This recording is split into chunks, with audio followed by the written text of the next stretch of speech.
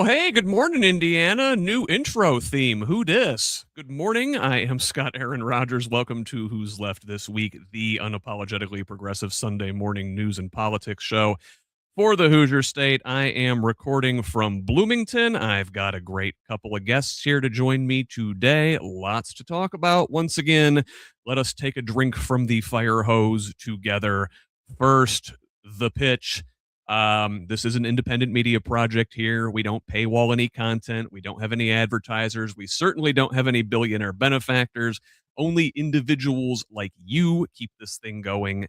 It is a foundational principle of Who's Left and the Progressive Indiana Network at large that we refuse to hide valuable information behind paywalls in the middle of a political crisis, even if that's not in our financial best interest. So please, if you find value in this work, go to progressiveindiana.net and subscribe at the paid level. It's only $5 a month or $50 a year to help us build the infrastructure that will pop the right-wing media bubble in this state. I, in particular, could use the help. This show is a lot of work. I am the curator, writer, director, producer, host, moderator, and, clip maker, all of the things. Doesn't pay a whole hell of a lot. So we could really use your help here. And listen, if it's not in the cards right now, I get it. That's fine. There's a lot going on in this world. You can still help out by liking and sharing on social media, commenting, leaving reviews is a big help. We always use your feedback on ways we can improve the show. Also, we could really use follow on social media. You can follow me on Blue Sky, Instagram, and Threads at whosleft.us. On the rest, it's just at Who's Left. And Progressive Indiana Network. Listen, we've only been doing this for about a month and a half under that brand. So our handle there is the full spelled out Progressive Indiana Network on most social media sites, but on Blue Sky and TikTok, where you don't get all those characters, it's PIN Indiana. Please help us grow with a follow wherever you're at. Tell the others. Let's build a radically democratic Indiana together. Now, let us welcome in our guests. First, couple returning guests, by the way. Old pros know what they're doing. Let's first welcome our good friend Ross Thomas, chair of the Bartholomew County Democratic Party, and also candidate for the state Senate there in District 41, which is Columbus. Good morning, Ross. Hey, good morning. Good to see you. Always enjoy having you here. Lots of legal stuff comes up when we do these shows. Good to have an attorney who knows what the hell they're talking about, because God knows I don't. I don't know what's going on most of the time, I have to tell you, with the nonsense that we see day to day. It's tough to keep up. It certainly is. And it's also good to have a good friend like Chelsea McDonnel joining us here today to keep us company in these incredibly trying times. Good morning, Chelsea. Morning. I loved the new intro, by the way. I was smiling the whole time I was watching it. Oh, thank you. I forgot to mention the theme music is by our good friend, singer-songwriter Leslie Nuss. Up in Valparaiso. She has been on the show herself. We love Leslie, and she is also an incredibly talented musician. So thanks to her for letting us use her music. So guys, let us dig in. There's a lot. In fact, there's so much this week that we can't even begin to get to things like the Olympics are going on, and U.S. athletes are, kind of having a hard time reconciling the fact that they're wearing the uniform of our country, and also our country is up to no good, and they have to answer for that on the podium or at the press conference, and the president's criticizing them for it. President is also going after Canada, potentially blocking the opening of a new international bridge between Detroit and Ontario. We've got corruption with the Justice Department looking to wipe out Steve Bannon's conviction for contempt of court, defying the January 6th committee. There are measles outbreaks going on throughout the country. And, potentially war with Iran on the horizon. So lots going on. Don't even get to really talk about those things because we have to talk about gross stuff like the Epstein files. So this week, on Monday, Epstein's partner in crime, Ghislaine Maxwell, appeared virtually before the House Oversight Committee and refused to answer any questions, pleading the fifth. Now, her attorney said she would answer questions if the president granted her clemency, stating, quote, only she can provide the complete account, and that her testimony would exonerate both Trump and former President Bill Clinton of any wrongdoing.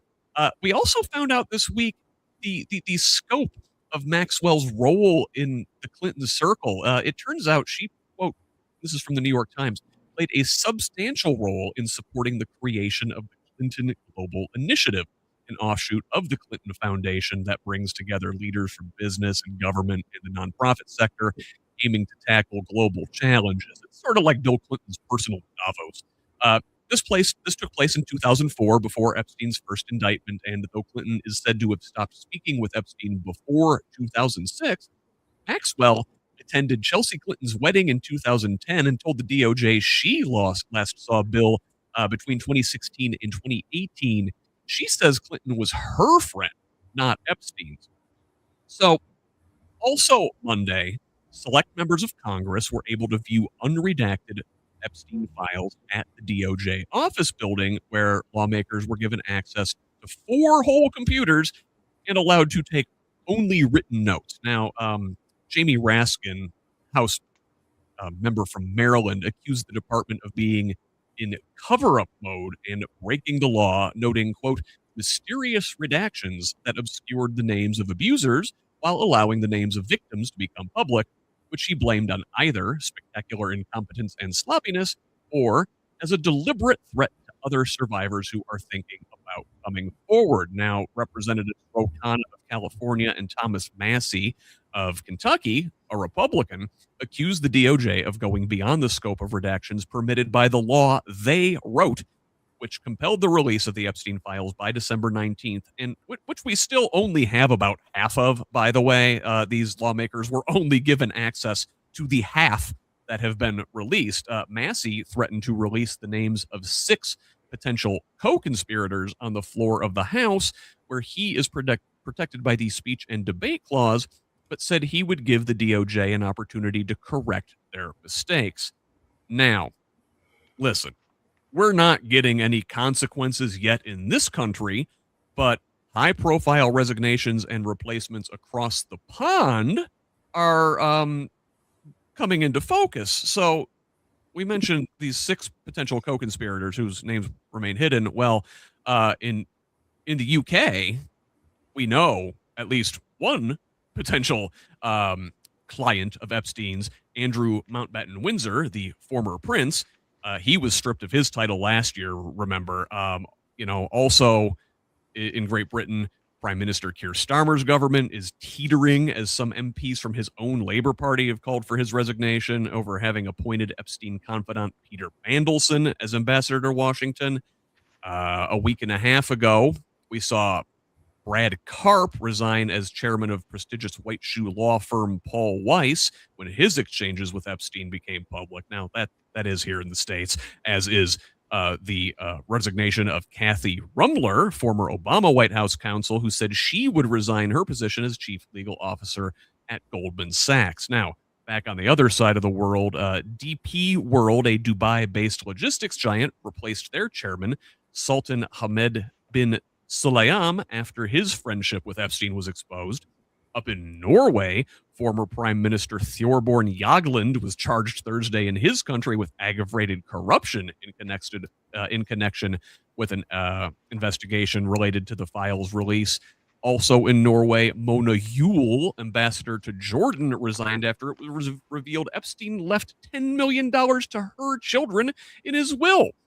In France, former culture minister Jack Lang, good French name, stepped down from his post as head of the Arab World Institute in Paris over financial ties to Epstein. And in Slovakia, national security advisor and former president of the UN General Assembly, Miroslav Lajcek, resigned over text messages with Epstein, wherein they discussed quote-unquote gorgeous girls. More Epstein stuff to talk about, but let's take a break there and get into this. Ross, what do you make of this setup where at the DOJ, where these lawmakers were allowed to go in and look at some of these unredacted files on a whopping 4 computers, and they were only allowed to take written notes.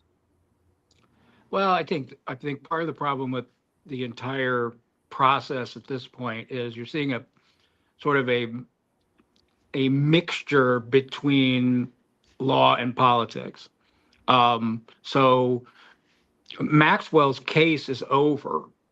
She has exhausted her last appeal. She has no Fifth Amendment privilege at all in a court of law because she's already been convicted. So double jeopardy attaches. She can't not be convicted again for what she has done. So a person who's been convicted loses their Fifth Amendment privilege. You unless it's something new and a different crime that you subjected yourself to, then you have that right. But in a court of law, a witness can plead the Fifth, but if you can't plead the Fifth just blanket. I'm not going to say anything because I don't want to. It has to be something that's going to incriminate you, number one.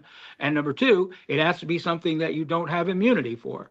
Now, that immunity can be double jeopardy. That immunity can also be giving you immunity. And that happens in courtrooms every day. A person says, I don't want to talk. So, well, we're giving you immunity. Anything that you say here isn't going to be used against you later. Well, guess what? If you don't talk then, you're in contempt. So that part of it is sort of laughable that she can just say, and certainly you can't say, I'll talk if I get clemency. But again, we're not talking about a court of law. We're talking about Congress. And the same thing is true with these, the parameters that the DOJ puts on these lawmakers. You're not in a court of law. You're not entitled to discovery. But you're the Congress of the United States. So if they had the will, they certainly could say, we're telling you how this is going to be. We're in an upside down world where this fascist executive branch simply ignores the Congress. And of course, the quisling Republican Congress is more than happy, for the most part, to go right along. So look, the DOJ can put whatever parameters they want, as long as the cowards in the Congress allow them to, it continues to happen. Chelsea, what do you make of the fact that we're actually seeing repercussions for folks on the other side of the Atlantic, but here, you know, we get a couple attorneys resigning from prestigious law firms. They're going to be okay. You know, this is something that I've actually been talking about a lot to people. You know, America in general as a country, we've really lost our way. There are things that just do not affect us as a society the way that it should. Violence being that number one thing, especially violence against children. That violence against children tells you everything that you need to know about a society. And it is something that we should be trying to break away from and get away from, and it should be getting better. And unfortunately, I think it's getting worse. And, you know, there's something that I tell people. I have 2 young ones. I have a 6-year-old and a 7-year-old. And something that we taught them was when you do something wrong, you apologize. And so my kids say, I was wrong. I'm sorry. And then we have a conversation. This is something that a 6 and a 7-year-old understand, and they're very good at it. You know, they might get upset at first, but give them a minute to work it out, and then they do it. Where is that?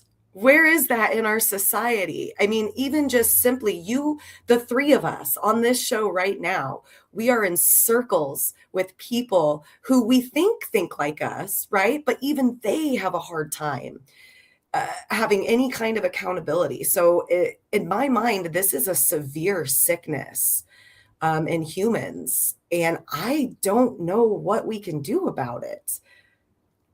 Well, you know, Chelsea, listen, the 6 and 7-year-olds don't have their own personal concierge attorney general in the form of Pam Bondi to run interference for them. Now, Now, Pam was testifying before the House Judiciary Committee on Wednesday for approximately 4 hours, and she took questions on many issues, but exchanges regarding the Epstein files, of course, were most contentious. And she gave a Jekyll and Hyde style performance, rather, acting deferential and professional with her Republican questioners while attacking Democrats using a large binder of opposition research.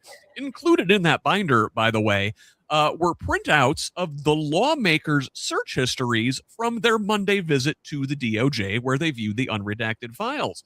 Now, during this testimony, at least 11 Epstein survivors were in attendance, and Washington Representative Pramila Jayapal asked them to raise their hands if they had not yet been questioned by Trump's DOJ. They all did. Bondi refused to acknowledge them, this despite having earlier this same day pledging to investigate any accusations of abuse. Now, Bondi also compulsively praised Trump, dodged tough questions by touting the record high stock market and claiming Trump is the best president ever. Ross, listen, we don't need to address this abuse potentially by the president of the United States, and certainly by people he ran in social circles with it. The Dow's at 50,000. It's a good answer for anything. I didn't take the garbage out last night, but the Dow is at 50,000. I've got that one ready all day. Look, I think part of the problem we have with this administration, even more so than the first Trump administration, is it is filled with morons. Not simply hey, look, we're arch conservatives and we believe in libertarian paradise or whatever nonsense. These people are stupid. So when you have power, you have ideology and you have stupidity. It's a terrible combination. So Bondi is in no way qualified to be Attorney General. In the same way that Todd Rokita is in no way qualified to be an Attorney General. In the same way that Robert Kennedy is in no way qualified to run Health and Human Services. Again and again and again, we see these people who not only are incompetent, they are corrupt, but at the end of the day, they're also stupid. And that's the most disturbing part, because people who are not smart can be manipulated. People who are not smart generally have no self-awareness. Obviously, she has none. To be able to put yourself out there and say, to be mocked and be more than willing to do it. That's the most disturbing part about someone like her, is that she's totally unqualified, doesn't know what she's doing. Look, I've been fighting with the Department of Justice for 30 years. I'm a criminal defense attorney, and I've seen the government do a lot of things that I didn't like. I've seen a lot of overreach in the federal justice system over the years. But what I haven't seen is incompetence. What I haven't seen is ideology taking over. Now, look, I've seen some perjury in my day. I've seen some cutting corners. I've seen the end justifies the means, but I certainly haven't seen utter incompetence or a lack of understanding. I mean, what kind of world are we in where the United States Department of Justice can't get an indictment? How incompetent do you have to be that you can't get an indictment? And we've seen that many times so far, where they bring somebody in and say, hey, we need you to indict this person. For people that don't know, that's basically the government coming in, setting a jury down and saying, this is our case, without any cross-examination, without any counter. It's like, hey, this is what happened. Trust us. Now go indict that person. Guess what? 99% of the time they do. Unless you are really, really bad at your job, and in which case the jury looks and shrugs their shoulders. So what the hell are you talking about? We're not doing this. So the incompetence of it is just ridiculous. I mean, she put herself on full display as a moron, and unfortunately, she's a moron with power. And at least thus far, she's doing a bang-up job of protecting pedophiles. Well, see, now there you go. I was going to say, now look, she might not be very bright, and she might not be very good at doing the job of attorney general, but Chelsea, she's good at her job, which is protecting Donald Trump. Oh, yeah. Yes. And I think Ross brought up a really good point that a lot of times you see these stupid people are very easily manipulated. So, they just sometimes have to hear what they want to hear. And it's like, okay, my mission is righteous. And they don't question, they just follow. And I sometimes you want to be like, God, are they just so smart that they're just tricking us all? But no, Ross, they're not. They are wholly incapable. And it's just, they each have just this one mission, it seems like. And that one mission is protecting Donald Trump at all costs. What does he have on them? Are some of these folks implicated too? We don't know. I mean, I've seen pictures of Bondi herself with Trump and Epstein going back a couple decades. What was she up to? We don't know. But yeah, for her incompetence as the attorney general, as a prosecutor, she's very good at filibustering and being an attack dog, and that's what her real job is in this administration. So, one of the things that came up, and I in the show notes, by the way, subscribe to these over at progressiveindiana.net. Even if you don't watch the show, pretty thorough recap of the week in the news with lots of links. So, Democracy Docket pointed out, quote, throughout this hearing with Bondi, Democrats largely failed to ask the Attorney General about the DOJ's recent prominent attacks on voting rights. Most notably, the FBI's unprecedented raid on a Fulton County election facility in late January. Now, about that raid, we spoke each of the last 2 weeks about this. The Director of National Intelligence, Tulsi Gabbard, was there in Atlanta, and her connection to this case has something to do with like the Venezuela changing votes conspiracy. There's like an international element. It's bonkers. This is the stuff that Rudy Giuliani and Sidney Powell were pushing in court in 2020. Well, Tulsi was back in the news this week for other reasons. There was an intelligence dispute, and Gabbard apparently personally throttled a whistleblower's report concerning an intercepted communication between two foreign nationals last year that concerned President Trump's son-in-law, Jared Kushner. Now, the law demands that such complaints be delivered to Congress within weeks, but the underlying intelligence report has yet to be sent to Capitol Hill. A heavily redacted copy was provided by Gabbard's office, but that was only last week. But whatever revelations come from that intercept, we all already know the entire Trump family is engaged in corrupt foreign entanglements. The real story with Gabbard is the election subversion. And along those lines, this week, the House passed an election overhaul bill called the Save America Act. Now, this is from Political Quote. The legislation would trigger major changes to how Americans vote, including requiring voters to present proof of citizenship to register, eliminating mail-only registrations, and requiring photo ID in every state for the first time. It would also require states to take new steps to remove non-citizens from existing voter rolls.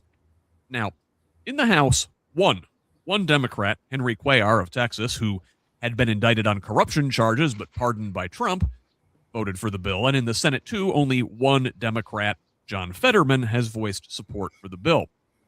It appears, thankfully, that this bill is unlikely to pass the upper chamber, as Majority Leader John Thune has ruled out changes to the filibuster rule to push it through. But that doesn't matter to the president. Trump threatened to issue an executive order, saying in a Truth Social post, quote, "There will be voter ID for the midterm elections, whether approved by Congress or not." And later in the post, he continued, "Republicans must put this at the top of every speech. It is a can't miss for re-election in the midterms and beyond. Even Democrat voters agree, 85%, that there should be voter ID." Now, Ross, why do you think he's right on this, by the way? Pains me to say that. Why do you think Democratic voters might support this? I think that we've had this pervasive drumbeat of BS about voter fraud for a long, long, long time. Republicans, it's bad politics to come out and say we don't want minorities and poor people to vote. That's bad politics. But it's good politics to say, oh my God, there's rampant cheating. So when people just take that for granted, if you use some logic, the amount, and look, occasionally someone will vote by mistake. Occasionally, someone will get an absentee ballot for their dead wife and send it in. These kind of things do happen. But the idea that we've ever had any kind of voter fraud that would impact an election is ludicrous. It's always been ludicrous. The reason we don't need voter ID is because the odds of someone waking up and saying, aha, I'm going to go trick everybody and go vote. Yeah, they might, but number one, they probably won't. Number two, in the big scheme of things, who cares?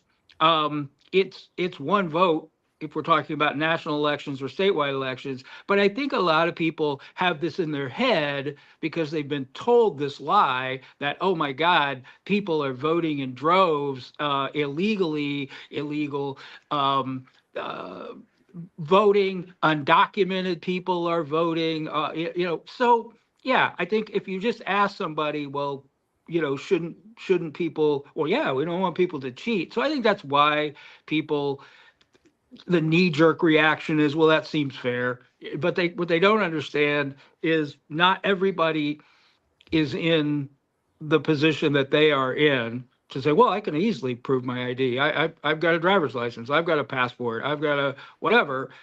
A lot of people don't. And that's the point, right? That's the point, is we want to make it harder to vote, particularly for marginalized people, because the last thing we want are working class people or people who are struggling to vote. And that's the bottom line of all of it. Right. Yeah. You mentioned like the occasional case of voter fraud. There are numbers on these. There are very good studies. I think there are something like a whopping 3 cases in Indiana last time around. And like you said, in theory, voter ID sounds like it's not a big hurdle. Now, in practice, friend of the pod, Jess Piper, out in Missouri, wrote on Substack a great explanation of how this really works. So the SAVE Act would require a passport or real ID. Real ID is the one that you need to fly. Well, okay. Half of Americans don't have a passport, one. Number two, passports cost $165 and take, many weeks, sometimes months to get. Real ID requires a birth certificate, which can require time and money to acquire. It also requires multiple proofs of residence, like, physical printed out bills, which many people don't have because, we pay online for most anything anymore. Requires a physical social security card. A lot of people don't have those. They're issued when you're born. People lose them. You have to go to the SSA office. And again, God knows, it takes time. It takes trips. It takes money and resources to do these things. You have to go to the DMV to get this real ID, perhaps multiple trips. If you forget like one piece of documentation, you have to go back and do it again. This is hours of your time. If you're a working person, you might not be able to afford to give up hours of your time during the hours the DMV is open. And here's the real kicker. For people who have changed their name, that is, most married women in this country, you also have to provide proof of name changes, which, again, also incurs charges many times for document fees. It requires a wait while these things are fulfilled. My God, if you've been divorced and remarried and changed your name multiple times, multiply that out. Chelsea, this seems like it's directed at women in particular. They don't want women to vote. Now, some of your far-right folks in the podcast sphere will actually say this thing. Peter Thiel, I believe, has said like one of the worst things that ever happened was the 19th Amendment granting the women the right to vote. Well, like Ross was saying, it's unpopular to say certain things out loud, you have to do them through procedural tricks like this. Yeah. Yeah. I mean, and we've known this. We've known that the odds have always been stacked against us because we also know that they know the power lies with women. You can look back through American history all the way back to the beginning, and if women were able to step up, right? And let's talk about when we owned slaves, right? The women weren't treated well either. If women would have just gone to the slaves and said, this isn't what we deserve better, let's rise. I know that we're thinking about it as like this systemic thing where, oh, well, the white men would come after us. There were a lot more of us than there were of them.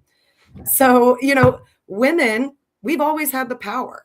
And that is absolutely terrifying to the powers that be, because if we stand up, if we really come together, it's over for them. It is. And I feel that very, very deeply within myself. And I am encouraging it every step of the way. I am a girl's girl. Don't put baby in the corner. Well, you really get it. It's the oldest trick in the book. Right? It's divide and conquer, right? The wealthy, the powerful, the oligarchs. They like to keep marginalized communities, be it people of color, be it women, be it queer folks, whoever, keep them fighting with each other so they don't join forces and take on the real powers.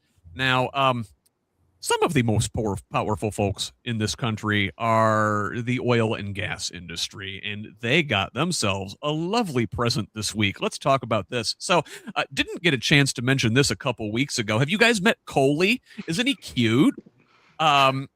Interior Secretary Doug Burgum introduced this fellow, the mascot for the American Energy Dominance Agenda, in a post on X in late January. Well, there is nothing cute about Thursday's landmark repeal of the Obama-era endangerment finding by the Environmental Protection Administration, which has served as the legal basis for greenhouse gas regulations since 2009, which, my God, I'm going to realize how old I am. Now, that's almost 20 years ago now.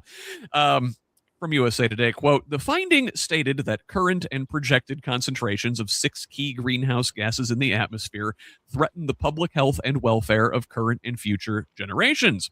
A related EPA finding signed in tandem singled out new motor vehicles and engines as contributors to greenhouse gas pollution. So, listen, you can repeal this all you want. It doesn't make it untrue. This is still happening. Now, Trump has called climate change a hoax and a con job and pulled the U.S. from international climate obligations.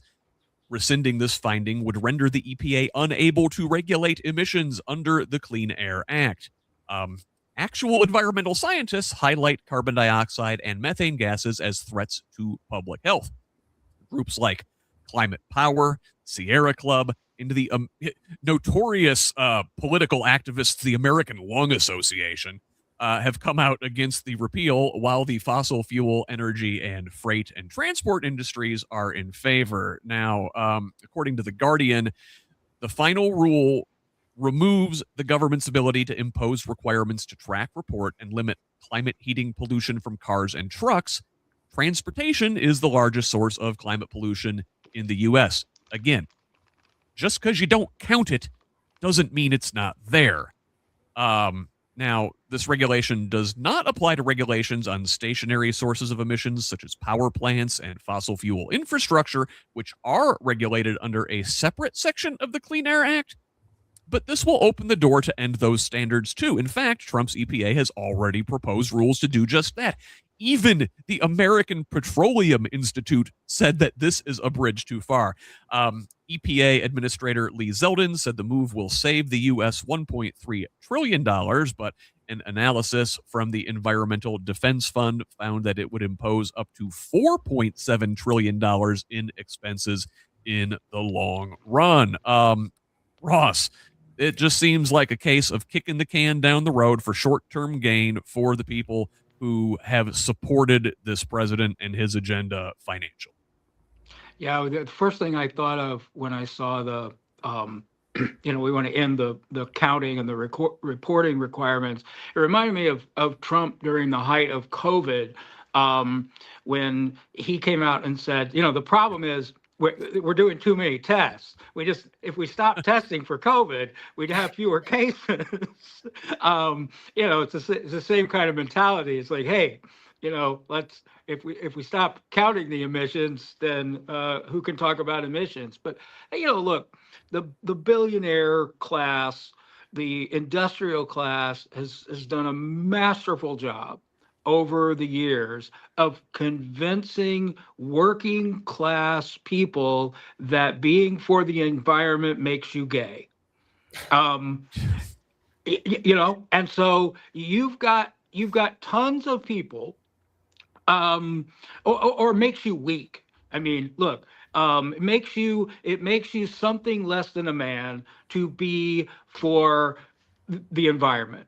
It has been, you have people who have nothing to gain from polluting the environment, who have been convinced very easily that, well, you're of course not for these environmental regulations because you're a real man. You're not some wimp. And so they've made the politics of it about something other than the environment. And that's why you get so many MAGA type Republicans who are more than happy to do the bidding for polluters when they have nothing to do with it. So it's credit where credit is due when you talk about manipulating people, but there's very few things that people have been manipulated on as much as the environment, because they've been convinced that, you're being tricked, or these are global elites who are tricking you. The windmills cause cancer, and solar power the birds and the whales. Yeah. So, part of the problem is, this culture, how you've gotten environmentalism into the culture wars, is a real part of the problem. But I mean, these things are just, blatant. And that's the difference between the first Trump administration and the second Trump administration. The second Trump administration, they tried to do all these things through, I guess, normal politics. And now it's just like, yep, we're doing it. Whatever we want to do, we're doing it. Try to stop us. And you see it. So we are going to stop it. But for now, they are taking as much advantage of their power, not based on any kind of science. It's just somebody wants to make a buck. Some sociopath who runs a industrial business. All he cares about is his next quarter. He doesn't care about. He doesn't care about his workers. He doesn't care about his country. He doesn't care about the water that people have to drink. All he cares about is next quarter. And if he wasn't a psychopath, he probably would never have become a CEO. Lot there, Ross, but you hit at the fundamental flaw of neoliberal capitalism, and that it's only focused on the next quarterly report. Did we make profit? Can I take this to shareholders and say I deserve a big bonus this quarter? Meanwhile, they're stealing our future from us. And like you mentioned these global elites, right? They like to blame the global elites for pushing this environmental agenda. Who, Chelsea, is more of a global elite than the oil and gas industry? They run the entire damn thing. They've run the entire Republican Party in this country for generations, and they've got some of their tentacles into the Democratic Party as well. Then you look at a place like Russia, which is basically entirely propped up by their extractive industries. That's where all of their money comes from. And then you look at the Gulf states and some of Trump's corrupt buddies in the Emirates and the Saudis. And hello, these are the global elites. Yeah, and apparently we want to be just like Russia, right?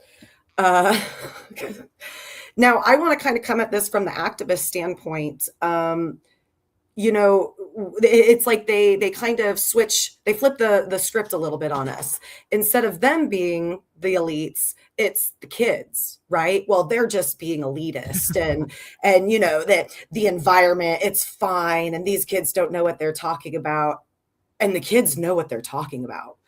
Like, they're not stupid, and they're listening to shows like this. This is what they're watching right now. They want to know the truth. They want to know the dirty. They want to get down to the nitty gritty, and they're being treated like they're the elites, like they're the ones who are causing the problems. They're the ones who are being too loud, and they're not. And we need to get behind them because we have been trying for years, right? And I mean, look, we've failed. We've failed. We have made some really good steps in the right direction, but we're not getting anywhere. We have to bring the young people into this with us if we're going to make any progress. And when we're talking about the both sides, right? Republicans and Democrats. We have those people in each party. And I know here in Indiana, we're seeing it very, very clearly playing out in front of us right now. This attempt to keep new voices, young voices, angry voices, you know, and these kids aren't angry and destroying stuff. They're angry and they're coming forward and they're speaking. It's time to listen to them because they see it for what it is. And if we bring them, if we hold their hands for just long enough for them to feel comfortable leading, we are going to make incredible progress when it comes to our environment. I mean, these kids are still chaining themselves to doors and laying across roads and refusing to move. Support them. So go lay on the ground with them, for goodness sake. You know what I mean? It's time. It really is. I don't want to be like Russia. I want to be like these kids. Oh, but listen, the kids love Coley. Isn't he cute? But what? Going back to what Ross said, it's a good point. This is a hell of a trick that this industry has perpetuated, convincing folks that oligarchs and sheikhs and emirates and crown princes are somehow not the global elites ruling the world, but like adjunct professors making $40,000 a year are. It's insane. And I don't know how you push back against that again, because these folks have all of the money in the world to engage in these propaganda campaigns. They've been doing it since for decades now. I mean, like if you go back to the 1980s and Rush Limbaugh and that whole genre of like right-wing hate radio, it was all propped up by the extractive industries. And here we are today with all the evidence in the world pointing to the actual real-time effects of climate change. It's not this future thing. When you I think we're all relatively close in age. We grew up in the 80s and 90s acknowledging climate change. George H.W. Bush acknowledged climate change, and he was a Texas oil man.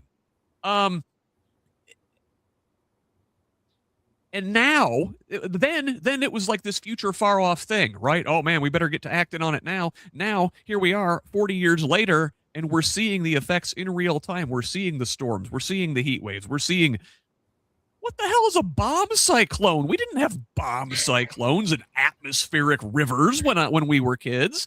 And still, to be able to say that it's a hoax and a con job now when we're seeing the effects outside of our windows, like brilliantly evil, well executed plan. I think with 1/10 of their resources, we could do amazing things. But we spend our money on things like deporting immigrants, whether they deserve it or not. So let's talk about ICE. This has been our top story the last several weeks. I put it here because it's going to make a nice transition into our next section. So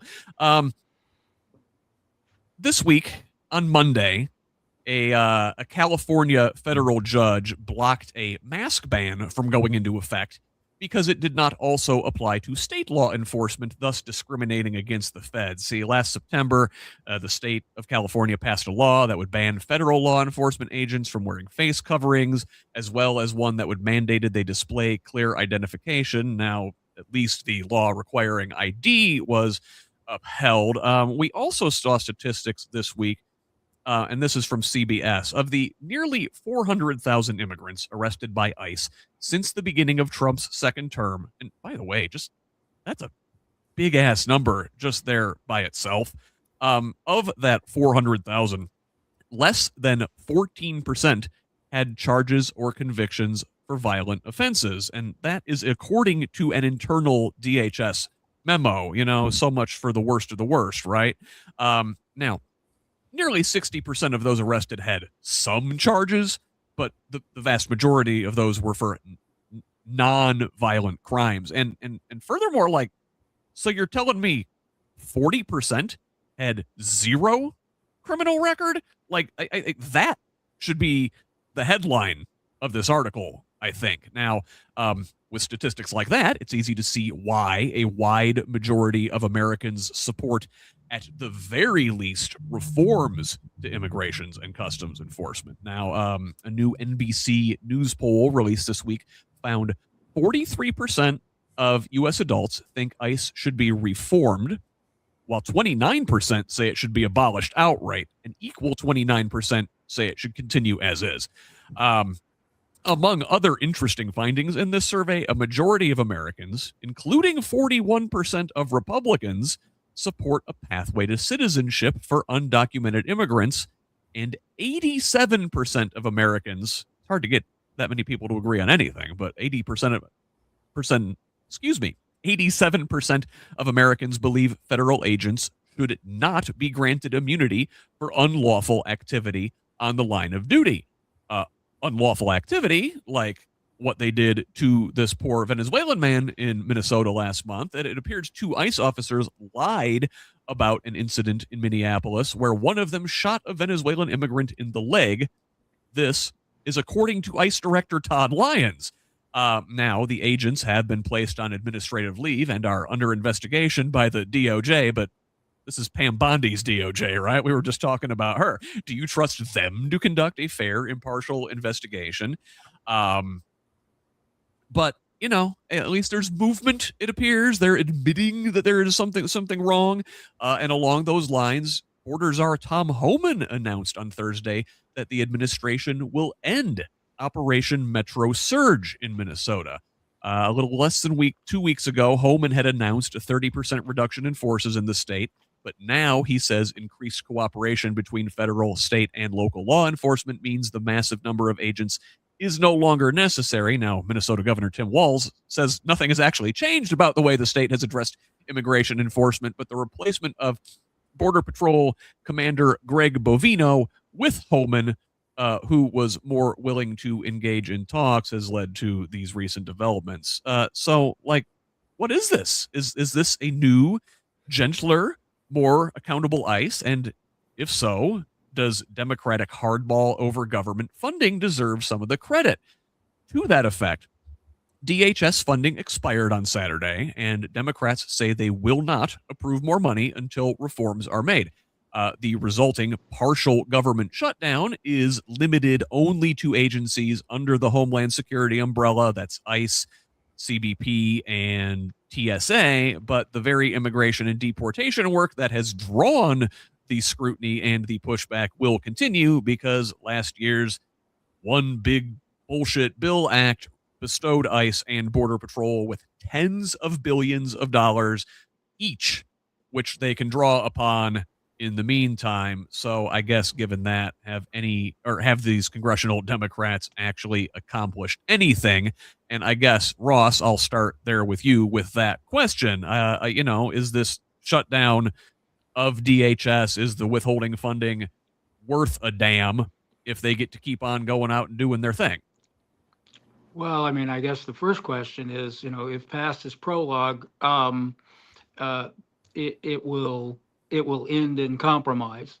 Unfortunately, I think we've seen again and again and again, our national leadership has not had the fortitude to stand up when it counts.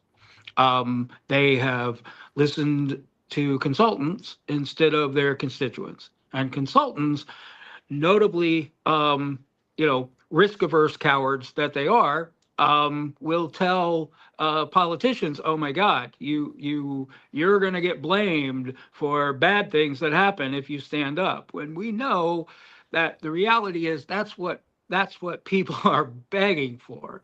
They are begging for our guys and gals to stand up and say no more. But until it happens, it hasn't happened. So I would hope, number one, that they actually follow through. It will be yet another disappointment if they don't. But I'm not betting my house on it. That's for sure.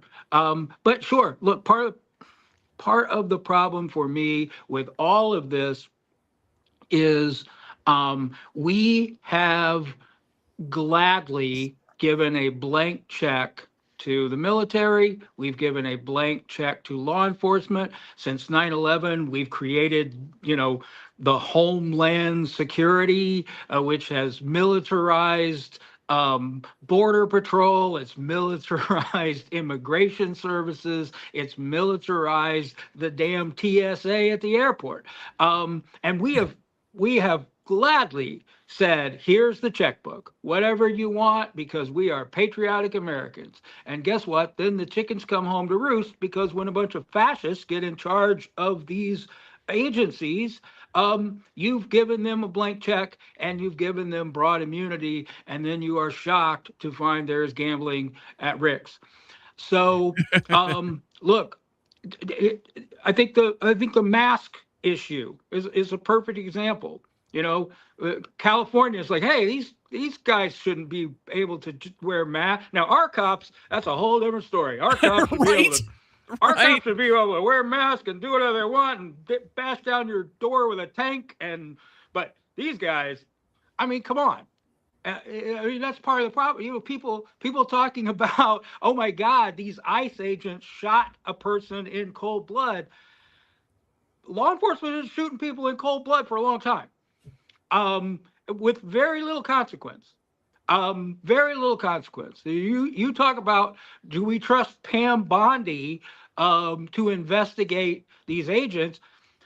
I don't trust most prosecutors in this country to adequately prosecute police misconduct, much less Pam Bondi. So it is a much more systemic problem for me. I get a little worked up about it. This is where I live as a criminal defense attorney.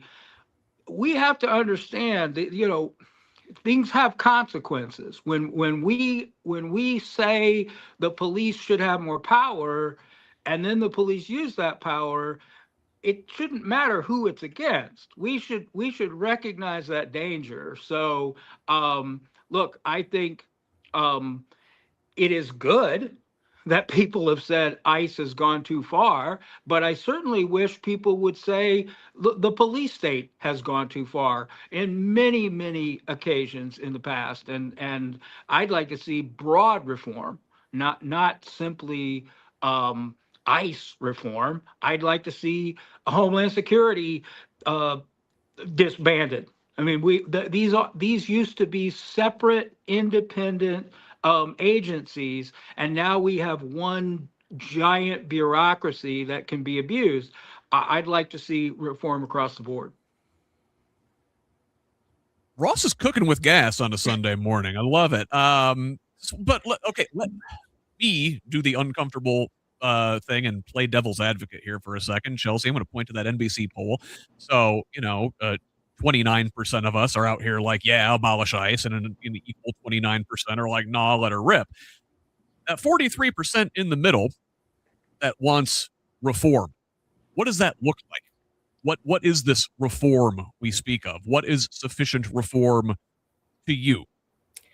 Well, first of all, let me say that I don't think anybody actually knows what that would look like. I don't think a lot of people even understand what reform even means when it comes to this kind of stuff. So I am personally a fan of abolishing ICE. I am within that 29%.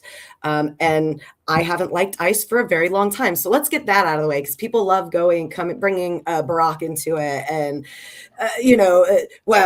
he did this stuff. Okay, yeah, I was against it then as well. I didn't have to worry about ICE agents coming and pulling my Hispanic family members out of their homes. I didn't necessarily have to worry about that so much. Now, was it happening? Absolutely. It was happening. It was happening very quietly. It was happening right underneath our noses, and we had no idea, but we also weren't paying attention. We are very, very comfortable with our lives. Even though we feel very uncomfortable right now, we are still very comfortable. And as long as it's not affecting us, most people aren't going to actually step up and speak out. Now, to actually reform these things, in my opinion, it has to be broken all the way down and built back up. You can't. The police state that we are in now is so far gone that it can't even include, in my opinion, the same people who have been in it. We need whole new system. We need whole new ideas, whole new people who have not been trained to think in this way, in this overreach police state. This is where their minds are. We can't be in that mindset anymore. So, I mean, it has to be completely torn down and rebuilt. And, when we talk about these pathways to getting into our country, that seems like it should be a pretty simple process, right? I mean, if we're communicating with other countries and we have a relationship with these places, wouldn't that be a really great first step in communicating with each other and making sure that we're not just trading bad people? You know what I mean? Like, if it's a terrorist, let's communicate about this. Let's make sure that we're not bringing terrorists into our country. There's a way to go about all of this, and it starts from the bottom up. And I wish that I had more. I wish that I could tell you more about what that would look like, but I don't. I don't know what that would look like except just tearing it all down. Yeah, well, I mean, this entire Department of Homeland Security, like Ross says, this came after 9/11. It's relatively new in the grand scheme of things. For all of Republicans like to rail against the Department of Education because it was created in 1979, right? They're like, oh, we existed perfectly fine before this. Well, okay, well, what about DHS? That is even newer, right? It is even less necessary. In fact, it is completely unnecessary. Department of Education, that's a thing we need. But I want to go back to Mr. Homan, and like you said, Chelsea, he was around during the Obama administration. He was the not border czar, but he was like the immigration enforcer guy then. Obama praised him for the work he had done, and like you said, folks like us over here on the left, we pointed that out at the time because we're not in a cult. But back to Minnesota and Homan. So, he says they're pulling these ICE agents out. That was about 700. They started drawing down a couple weeks ago. Now he says they're not all going to leave, right? I mean, there's still going to be a presence somewhere. That's what they do. But some of them may be headed this way, and that's why that's where I want to start as we turn the corner here at the top of the hour in a segment I like to call the Crossroads. This is where Indiana news intersects with the U.S. and international stories. Now, this was a big story this week. So, apparently ICE informed Carmel police that the agency is establishing office space in the city just north of the county line and border with Indianapolis at the Penn on Parkway business complex. I didn't know that was the border they're protecting. Apparently, elected officials in the city were not notified ahead of time. Now, the Hamilton County Sheriff's Office was the first in the state to line up an agreement with ICE last year. They are also, in addition to setting up office space in Carmel, eyeballing unused warehouse locations in Northwest Indiana to potentially convert into detention centers. And Ross, I want to get your thoughts on ICE in Indiana. Well, I think what you'll see in Indiana is probably a different kind of enforcement. I think one of the things in places like Chicago and in places like Minneapolis, most of it was a show of force, a theatrical show of force, much more than a tactical use of resources. I doubt that we will see that here because it would reflect badly on local politicians, most all of whom are Republicans.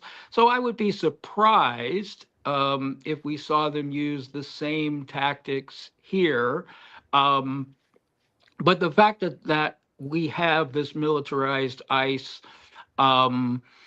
group as the apparatus to deal with undocumented persons, I think wherever they are, it's ineffective and obviously dangerous. I just going back to what Chelsea was talking about, when the Obama administration really ramped up deportations, it was all administrative.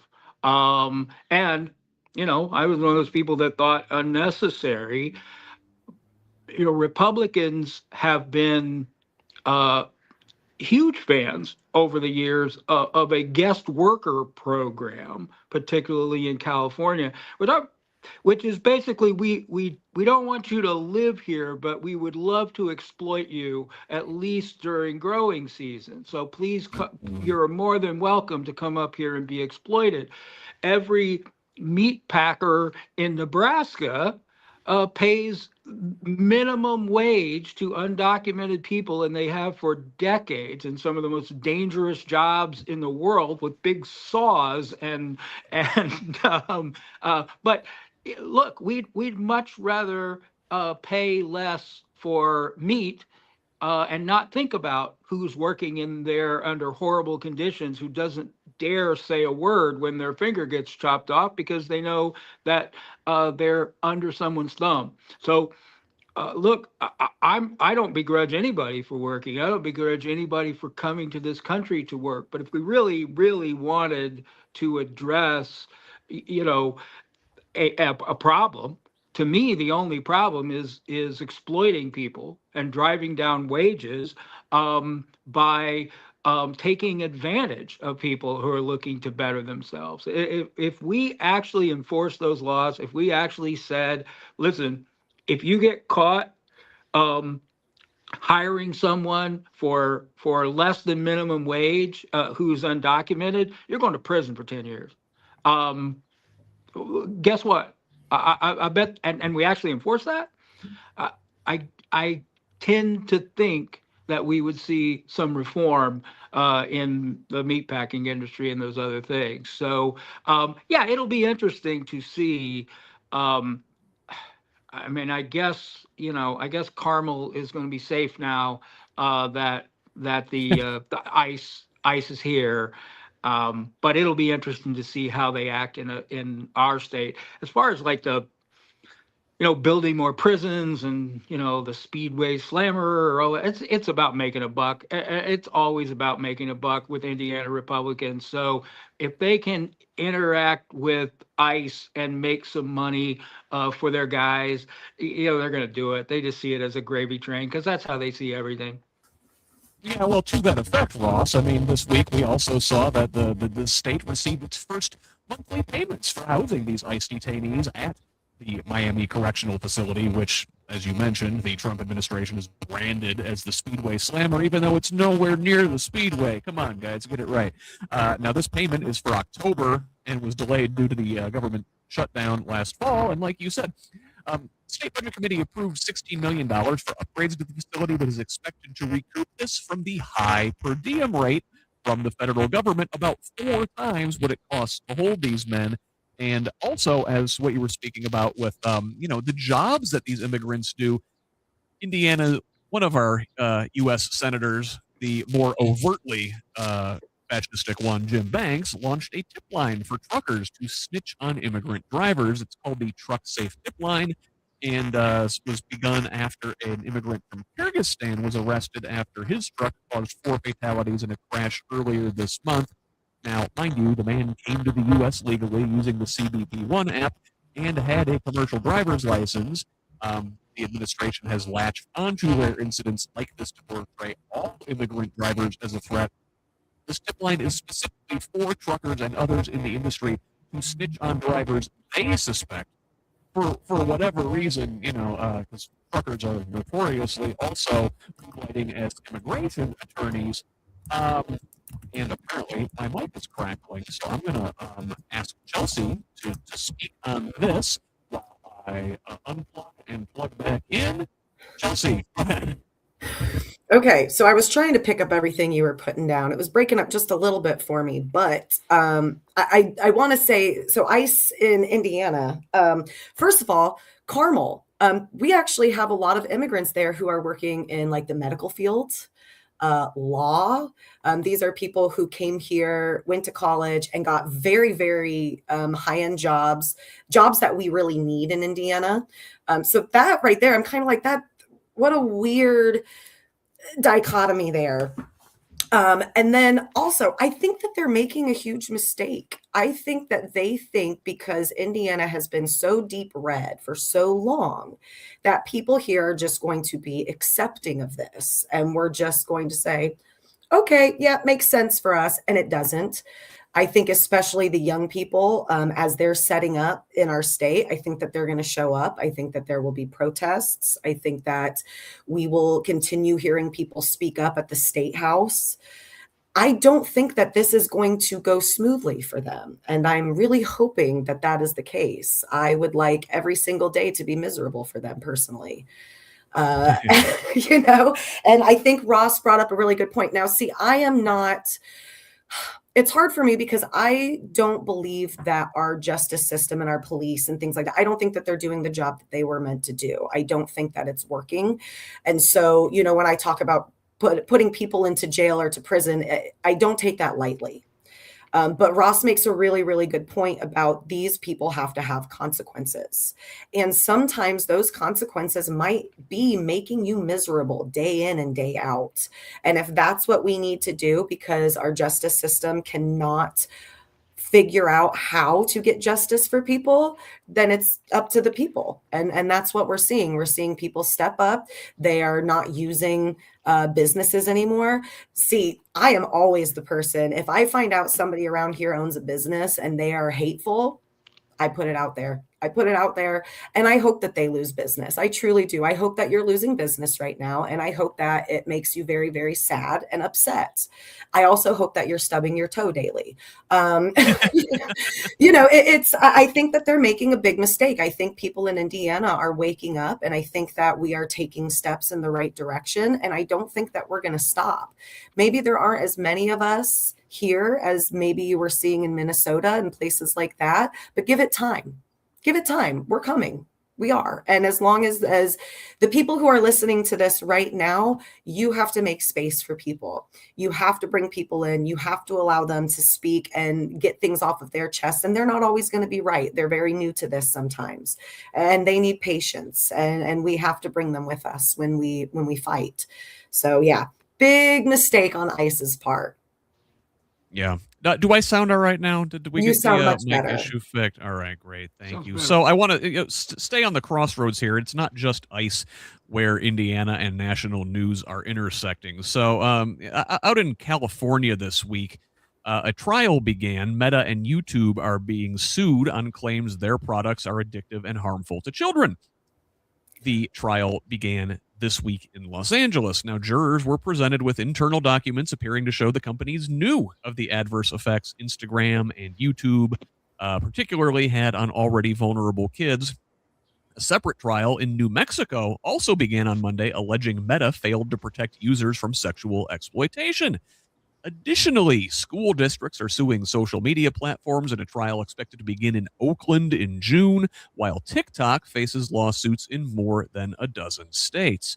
Well, in Indiana this week, The House advanced a couple of bills on Wednesday, one requiring student cell phones be powered off and locked up for the entire duration of the school day, and another which would place restrictions on minors' social media accounts.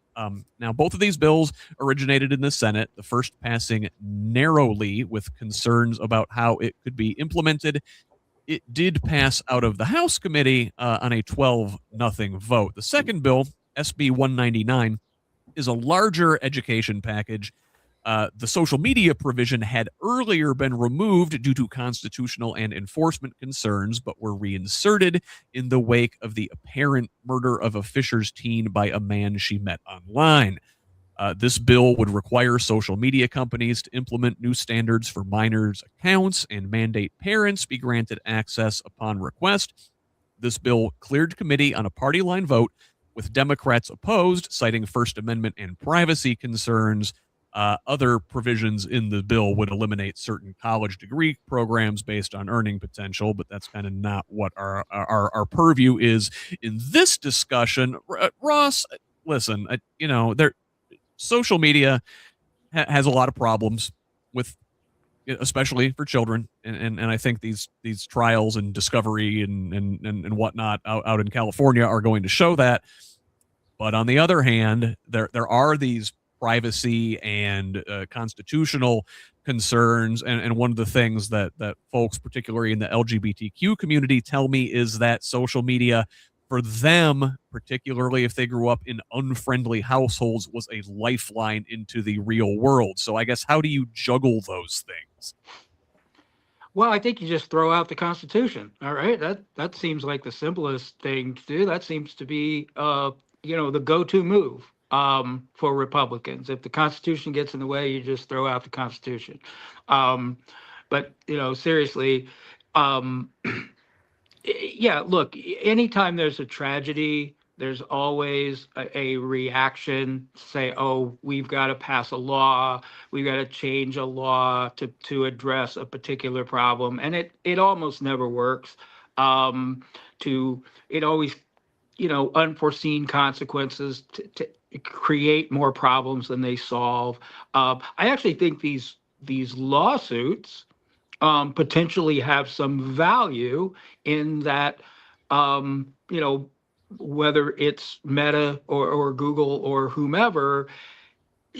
Look, if you're going to regulate yourself, it's going to be because it's costing you money, not because of really anything else. So I think potentially these can have some value. I don't know the merit of them. I haven't looked at them, but it raises questions. So it reminds you of, right, the cigarette companies, right? It's like, we knew for years that cigarettes cause cancer, but yet we came out and said, no, they don't. And ultimately they paid the price for that. And that came from litigation. So I think that's a good thing. But look, you do, anytime you start talking about the government, just like with the cell phones, the state government, they talk a great game about local control, but whenever anything comes along where you have a choice between local control and their long arm of the Republican law, they choose themselves. I mean, I don't see a school district in this state that cannot figure out what works best for them in terms of cell phones at all. And why you would need a blanket rule.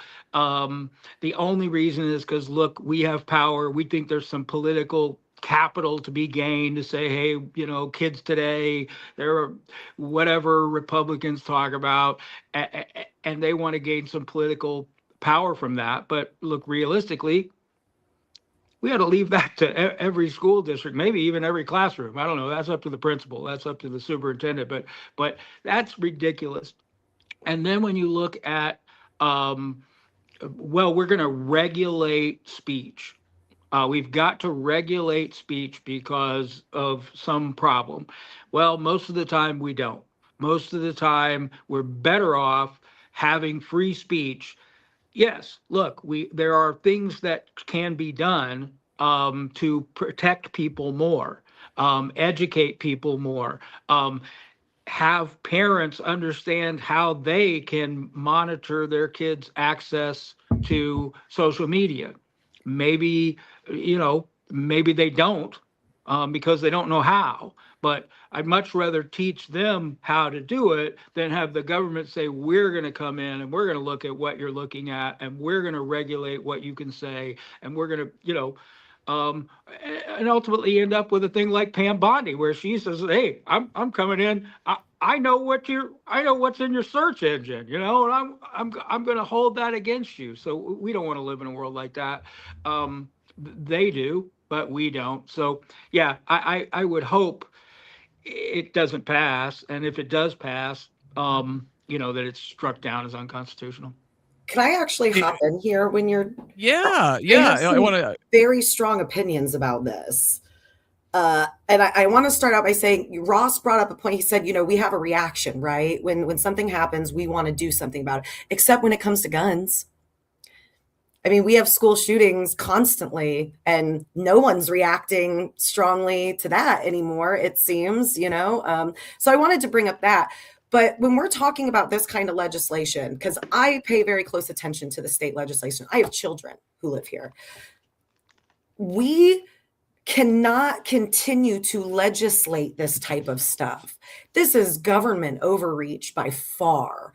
This is a systemic issue.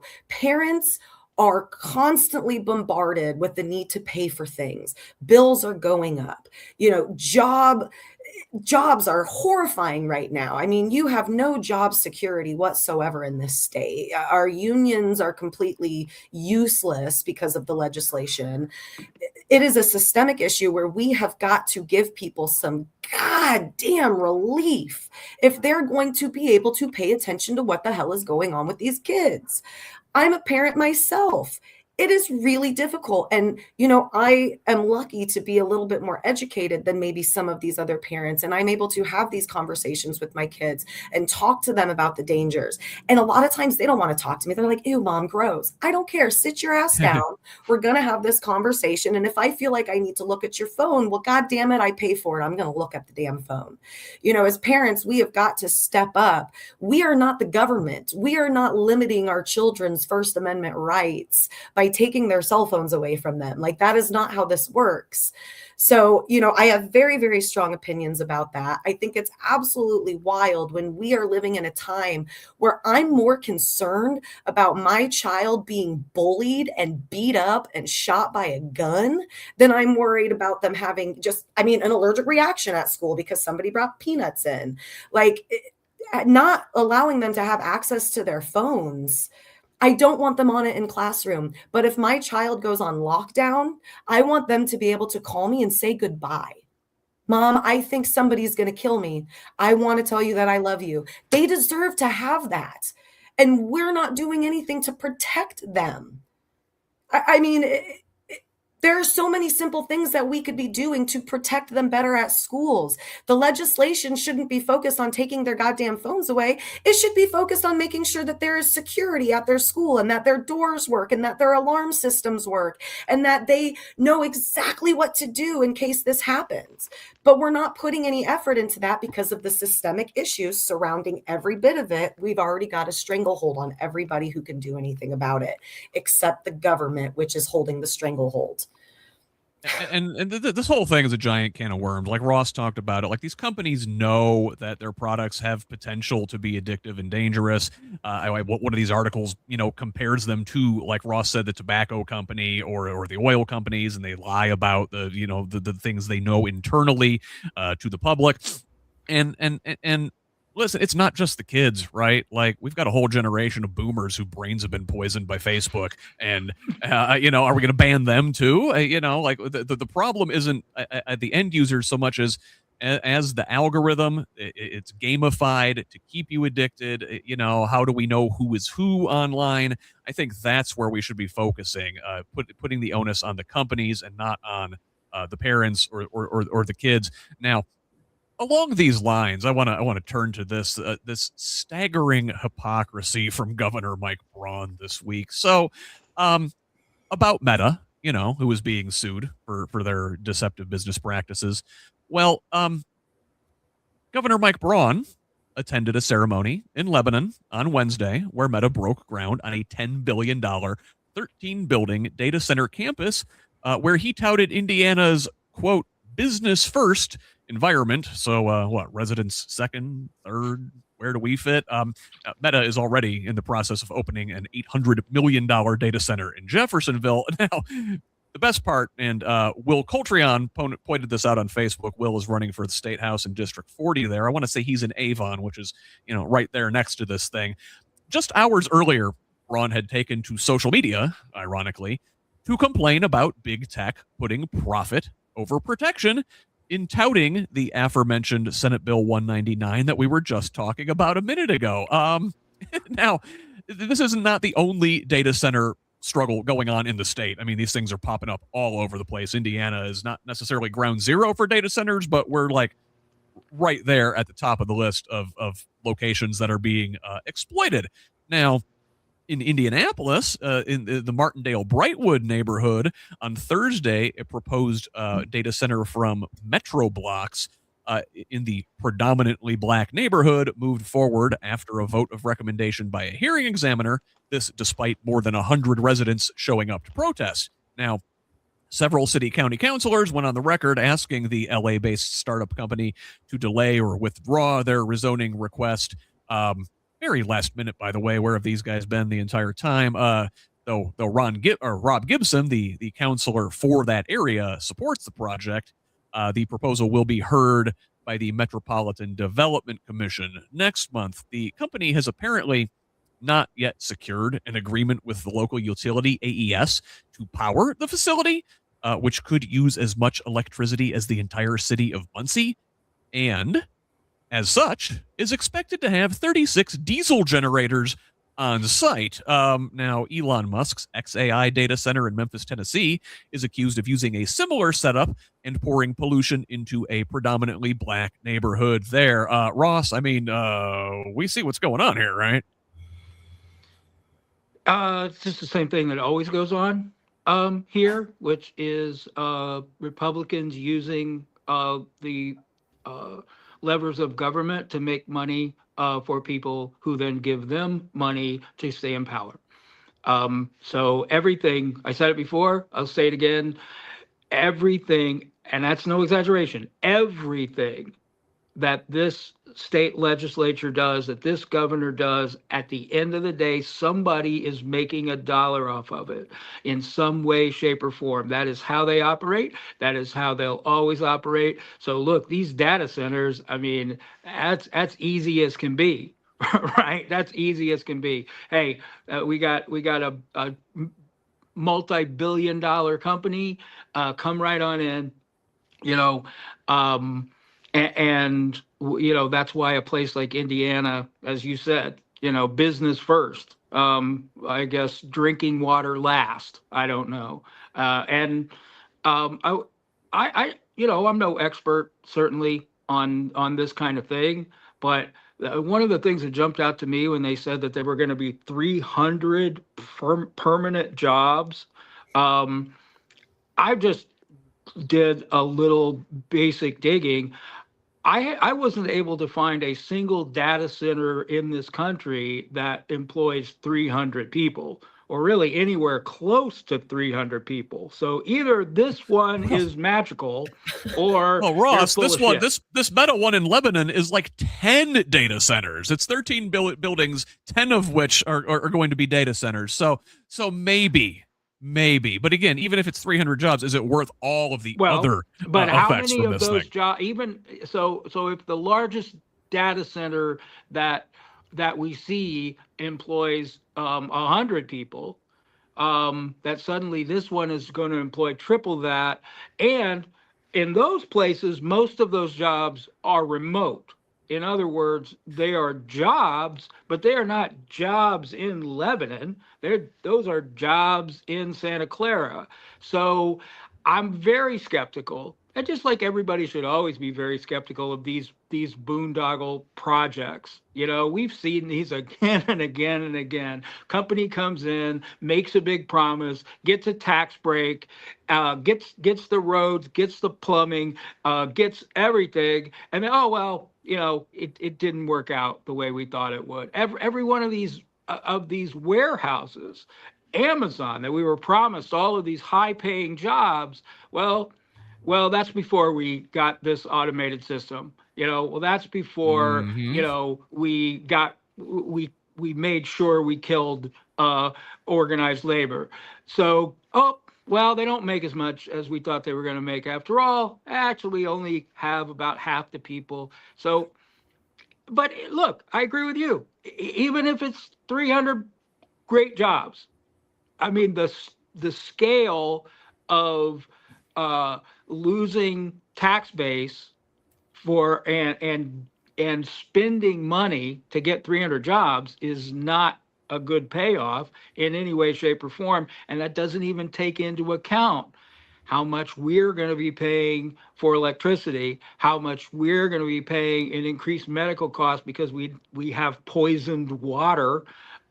These are all built-in costs that don't come from that bottom line.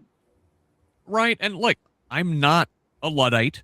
I use a little bit of AI for certain things. It's great for parsing a transcript, for one of these shows. But, there's ways to go about doing these things, right? You can have a closed loop water system. These things can be sustainable and powered by on-site renewable energy. They can pay their goddamn taxes. Chelsea, Braun gave the game away when he said this business first environment, but I don't know if I've ever seen the hypocrisy laid out so starkly as Mr. Coltrane did on Facebook there.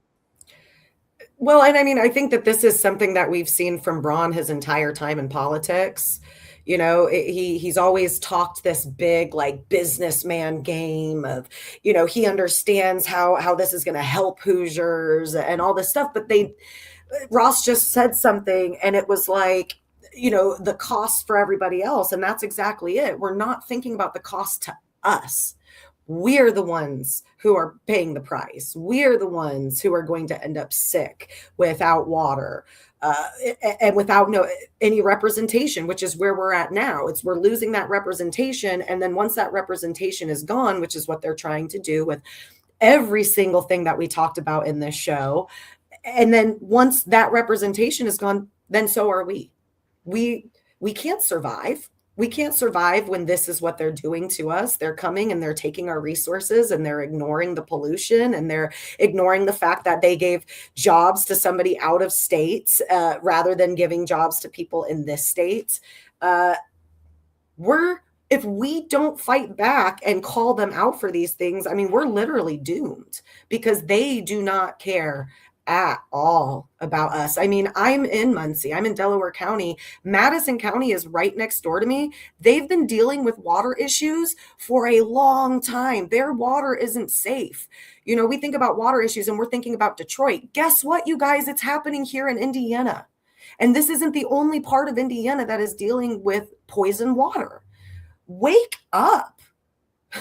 Yeah. And it's because we give the farm away, sometimes literally, to companies like this without getting sufficient tax revenue in return, and that leaves us unable to invest in things like updated water infrastructure. I mean, as the industrial part of the country that put in these things first 100 years ago, well, we're coming due to replace these things, and we've just let everything go to shit because we are giving farm away to business first, Hoosiers last. Now, we mentioned metro blocks in Indianapolis and the way this thing looks like they're exploiting a predominantly black neighborhood. That's par for the course with these business interests in Indianapolis. It's not just the data centers, it's also the education profiteers. Now, we've talked about this one previously, we've been following this story for a while now. The debate is growing over who should control Indiana's schools. House Bill 1423 is currently moving through the state legislature. This would create a new state-authorized, entirely mayor-appointed entity that would sit above the IPS school board and oversee things like transportation and facilities. Now, the bill author, Bob Benning, says the legislation will not dissolve IPS or its democratically elected school board, and it's only meant to address access for now. A similar proposal for South Bend schools failed to advance this session. Several years ago, 2017, state lawmakers took over and installed outside managers in Muncie, in Gary, the public schools there, though the state has been slightly less heavy-handed with recent legislation. Though last year, the General Assembly snuck in language to Senate Bill 1, that was the governor's major property tax bill, that would close Rural Union School Corporation. That's right next to you there, Chelsea, in Blackford County. Another bill that session sought to outright eliminate Gary Public Schools as well as several small rural districts. Thankfully, it did not advance. Now, folks in Indianapolis in the charter school industry, nonprofits like the Mind Trust and Stand for Children, argue that black parents support this takeover and that opposition is only coming from white liberals. Well, on Wednesday, the African American Coalition of Indianapolis called bullshit, saying, quote, African Americans are not a monolith, but claims made by organizations and institutions with little or no authentic connection to the black community do not reflect the public record and are deeply concerning. End quote. For the record, both the Mind Trust and Stand for Children are led by white men. Greater Indianapolis NAACP and the Concerned Clergy of Indianapolis also oppose House Bill 1423. Disclaimer, Progressive Indiana Network carries the Concerned Clergy podcast. Now, Ross, again, same story, huh? Exploiting marginalized communities, making a buck. That's what it's all about. That's what it's all about. And you might find parents who have bought what they're selling, because they've been lied to again and again and again about the efficiency and the power and the greatness of charter schools, that if only we could have a charter school, you would have a much better outcome, which it's never happened anywhere. That's a lie, but it's a lie that if you've been told enough times, you might say, yeah, our school isn't great. So, give me behind door number 2. The great charter school is going to save the day. So it doesn't surprise me that there are parents out there that, oh, well, if this is going to make a better school, we want to do it. But the reality is it's a lie. They're not better schools. They're just more profitable schools for people who are making money. I sound like a broken record, right? Everything that they do is about somebody making a buck. And that's partly because we don't have any campaign finance rules in this state. You can give unlimited money to state candidates, myself included, by the way. You can give unlimited money. And so what happens? The charter school industry, the private school voucher industry is all about taking your money and giving it to someone else to make money off of what should not be a money-making operation, which is educating our children. It is a scam. It is a boondoggle. Using these sort of That's what it's all about. Hey, we if we just had another entity with more power that is not answerable to the voters, how much easier it is to privatize public education, which is the holy grail of crazy people everywhere. And Chelsea, like Ross said, you can't blame parents for wanting the best schools for their kids. And it's like we've all seen the meme with Eric Andre, and he shoots the guy, and he's like, "Oh, why would so and so do this?" And it's like, that's the public school situation. The state government is like, "Why are these public schools failing? You kneecapped them," and now you're setting up your donor class to benefit from this. I mean, that's what I see. Chelsea, am I reading it wrong? Oh, no, you're reading it correctly. And I've been on this show before talking about charter schools. And, I have kind of a different perception of charter schools just based off of some of these charter schools that were started out of necessity and not to take money from people. For example, you'll find charter schools sometimes that have been put together by Black community members for Black children to make sure that these Black children are not pushed out by all of the white children, getting all of these, being able to do things that maybe some of these other children can't do. So I have kind of, I understand where some of these charter schools feel like they need to come in. They are trying to help these children, but it's the industry. It's the industry in itself that is the problem. Why is there the need? Right, exactly. And it's 100% the schools. And what I'd like to say to the parents who are being lied to is take a second, look at all of the other legislation. They are cutting not just you off at the knees, but they are cutting your children off at the knees. If they don't give you a quality education, well, guess what? All of these laws that have rolled back labor laws for minors, well, your children can have a job. They don't need college. They can have a job. But I'm here to tell you that job's not very safe. It's not going to pay them what they're worth. It's not going to get them anywhere. It's going to be in those meatpacking plants after they deported all the immigrants. Exactly. And that's not safe work.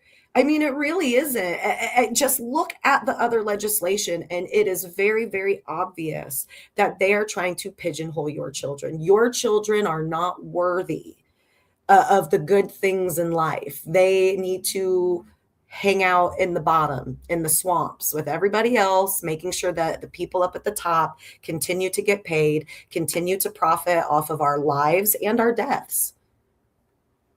Chelsea, you mentioned some of the other legislation, and this we were talking here about House Bill 1423. I do want to take a brief look at some of the other bills that are moving through the state legislature for a more full recap of what happened this week in the Indiana General Assembly, and a look at the coming week. Check out the episode I did yesterday with Mad Voters this week at the Indiana State House on Progressive Indiana Network. Now, however, I do want to look at Senate Bill 76 in particular with you guys. Now, this is an ICE cooperation bill. The House passed it after it crossed over from the Senate, and it mandates that Indiana law enforcement, public schools, universities, and local governments must cooperate with federal immigration authorities and agencies, including ICE, or be sued for a $10,000 per incident violation. Now, the House passed this 61-28 on Thursday. It's heading back to the Senate for concurrence. This bill is further along in the process than a lot of other bills in the State House right now. Another one that I wanted to highlight is Senate Bill 91, which fortunately, this is actually a decent bill. This would extend Indiana's syringe exchange program. Originally, it was slated to extend it for 10 years. It's been amended to just kick the can down the road for 2 years. But the exchange program has helped reduce the spread of HIV and hepatitis. Without this extension, the program will expire. It is up for House amendments and a potential House vote this week. The state first legalized such programs in response to the Scott County HIV outbreak of 2015 and attaches a ton of conditions far from a full embrace of best harm reduction practices. Democrats have supported these programs, with Republicans split. Some are adamantly opposed. Some actually see the benefit to these programs. And one other thing I did want to point out at the State House this week, Senate Bill 182, a bill that would erase legal recognition of trans, intersex, and non-binary Hoosiers, prohibit changes to birth certificates, contains bathroom ban language, sex segregation in correctional facilities, bathrooms, locker rooms. This awaits a committee hearing in the House this week. However, the Bureau of Motor Vehicles is already changing their policy. Thursday, the BMV stopped providing customers the option to change the gender marker on their state-issued ID even with a court order or statement from a doctor. This change results from an executive order issued last year by Governor Mike Braun prohibiting, quote, modern gender ideology in state agencies. Two public hearings about this rule produced massive opposition, which obviously was disregarded, as seems to be par for the course. Ross, of that legislation I mentioned, what particularly jumps out to you? Well, I would be remiss not to first point out that, the hero of redistricting, Greg Walker, who is the current state senator here in District 41, I'm sure disappointed a lot of his people who gave him lots of credit in that, to find out, oh, lo and behold, he is a hardcore conservative Republican, and he votes for everything that hardcore conservative Republicans want. I think the issue always with sanctuary city laws is a real lack of understanding about what that even means. It's really about money and resources. So when you have the federal government coming into a city and saying, we want you to arrest undocumented immigrants who aren't committing any state crimes. We want you to house people who are not being held for trial in your district. And guess what? We're not paying you for that. I mean, that's what sanctuary cities have always been about, is cities saying, we got our own problems here, fellas. We got our own stuff to deal with here. We're dealing with crime. We're dealing with domestic violence. We're dealing with property crime. We're dealing with traffic. And we don't have the resources to do the federal government's job. It's never, ever been about, hey, we're going to round up a bunch of undocumented people and hide them from the feds. It's not about that. So it's based on a lie. It's based on a lot of baloney, as so many things are, but just really disappointing. I mean, if you think about, as a lawyer, think about when you write laws like this and you don't think about the consequences. Who's going to define what is cooperation? I mean, that was my question. That's a pretty vague term. Yeah. So did I cooperate fast enough? I'm sorry, you did not cooperate fast enough. That's $10,000. It's ridiculous. It's going to be tied up in well, maybe it is, because I mean, I think in a lot of places, it's just going to be an excuse for the idiots who are now running Indiana University, thanks to Mike Braun, for them to say, hey, nothing we can do. There's a law. So, hey, guess what? We're going to, what kind of international student is going to want to come to an Indiana university if they know that they're going to constantly be questioned, or that they can be turned over to ICE on some bogus charge? Nobody is. That's going to hurt our universities dramatically. But yeah, it's disappointing to see across the board Republicans agreeing to this, again, because you're talking about telling local law enforcement, telling local schools, you've got to help us do our job for free, which is not fiscally responsible. And it wastes their time. They're not set up to do these things. They're not trained. Well, I guess it doesn't matter now because ICE isn't trained either. So they have a 5-week training program instead of 6 months now. So we got a whole bunch of untrained people. So it's 47 days for a very specific reason. Yeah, it's pathetic. And Chelsea, let's talk about the other harms that could happen in the community because of this bill. Like, especially listen, the way it mandates that schools cooperate with ICE. What are they supposed to do? Just let these guys into their classrooms? I mean, we saw in Minnesota a few weeks ago where that poor kid Liam Ramos, the kid with the bunny hat, got him and his dad got shipped off to Texas. And listen, that's bad enough for him and his family, but think about, even if you're the most cruel-hearted person toward immigrants, What about the rest of the kids in that class who had their friend taken away from them? Who are traumatized. I don't think they're thinking about things like this. And then I also suspect, look, threatening schools with a $10,000 fine, is this just another way to kneecap public education and then say, oh, public education's failing, we need some charters? Oh, of course. Of course. And I think the three of us are very aware of how the Republicans do things in Indiana. All of their legislation is up for debate. It's never incredibly clear. It's just like with our abortion ban. Doctors are going, I'm not sure if I'm allowed to save your life. And that's what we get in Indiana when we're talking about legislation. The legislation is just up for debate at all times. So these schools are going to be faced with this, like, we don't want to get in trouble. We don't want to get in trouble individually. We don't want them to shut down our school. We don't want to hurt our students. So, like, do we hurt all of our students by saying no to them? Or do we hurt a couple of students by allowing them to come in here and drag them out of the goddamn building in front of everybody? And either way, there's trauma there. And I think that that's another point of legislation, especially in a place like Indiana, where we have people who know that they're running things and can do whatever they want to. They want to harm us. They want to traumatize us, because the more they traumatize us, the less we feel capable of doing. We feel powerless.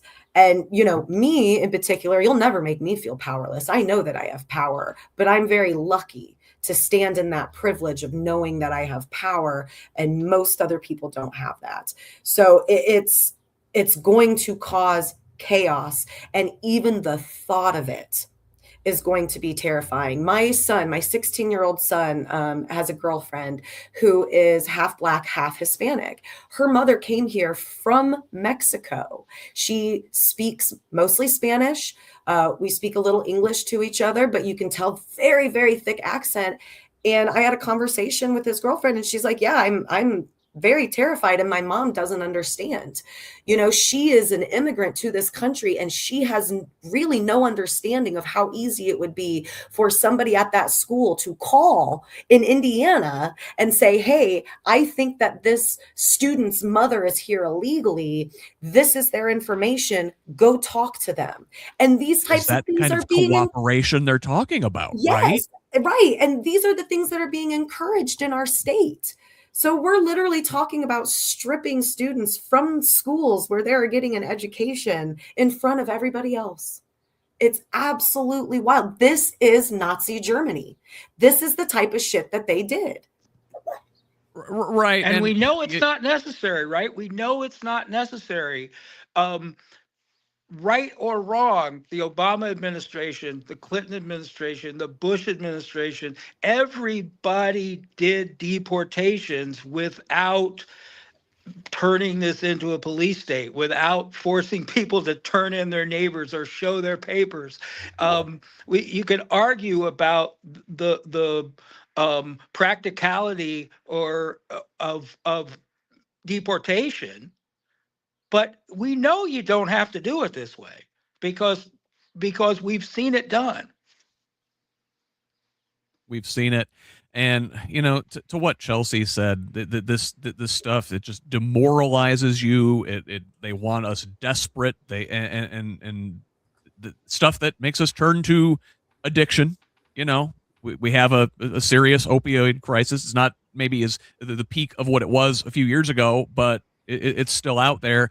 And we see things like this needle exchange program has worked, and there's still not enough buy-in. I mean, opponents of this thing have whittled it down from a 10-year extension. It has worked well for the last 10 years, and now they're only going to kick it down the road for 2 years. Ross, what do you think of this?